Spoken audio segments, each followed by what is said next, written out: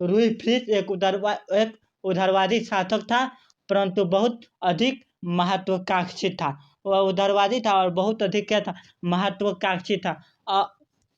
अपने विरोधियों को खुश करने के लिए अपने विरोधियों को खुश करने के लिए वह स्वर्गीय मध्यवर्गीय नीति का अवलंबन करते हुए अपने विरोधियों को खुश करने के लिए वो बहुत बड़ा काम किया करते थे और स्वर्गीय और वर्गीय नीतियों का अवलंबन करते हुए सन 1840 ईस्वी में सन 1840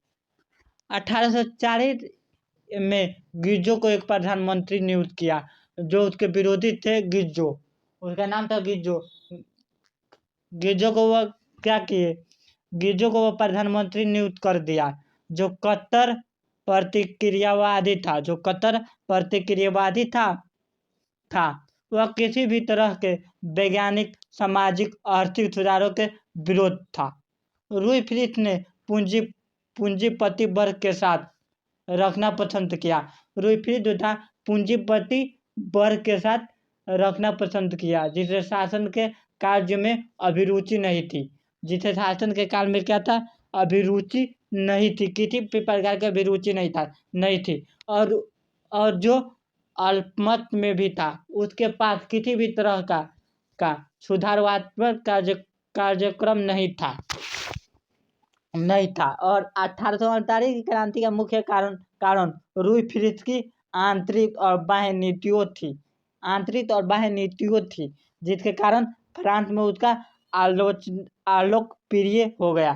जिसके कारण फ्रांस में क्या हुआ, उसका आलोकप्रिय हो गया। उसका जो उसके विरोधी थे उससे विरोध करने लगे। तो अपने विरोधी को खुश करने के लिए वह बहुत काम किया करता था और अपने विरोधी को हरदम खुश रखना चाहता था। वह सुधारात्मक कार्यक्रम नहीं था और ही उसे विदेश में निजी किसी तरह की सफलता हासिल हो रही थी। उसके शासनकाल में देश में भुखमरी, बेरोजगारी बहुत होने लगी। भुखमरी और बेरोजगारी बढ़ने लगी, जिसकी वजह से गिज्जो को आलोचना होने लगी। जिसकी वजह से क्या हुआ, गिज्जो को आलोचना होने लगी।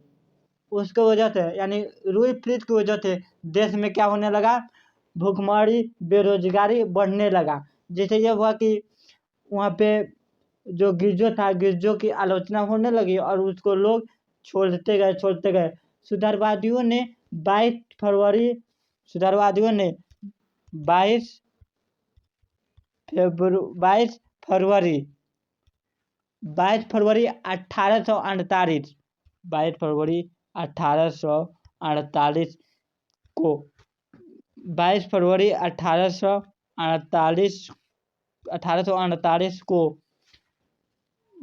1848 को पेरिस में सीडन इंस्टीट्यूट में एक विशाल भोज का आयोजन किया।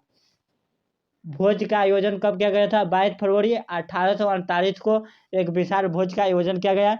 जो एग्जाम में पूछ देगा, मैट्रिक का एग्जाम में आएगा। ये जगह जगह अवरोध लगाए गए और रूई फिलिप्स को गद्दी छोड़ने पर मजबूर किया गया। रूई फिलिप्स को क्या हुआ, गद्दी छोड़ने पर मजबूर किया गया कि आप गद्दी छोड़ दीजिए, आपसे ये नहीं होगा।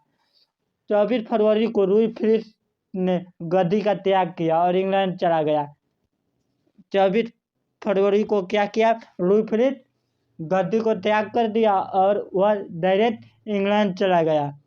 रूई फिलिप्स गद्दी छोड़ने पर मजबूर किया। 24 फरवरी को रूई फिलिप्स ने गद्दी का त्याग किया और इंग्लैंड चले गए। नेशनल असेंबली ने स्वतंत्रता की घोषणा करते हुए नेशनल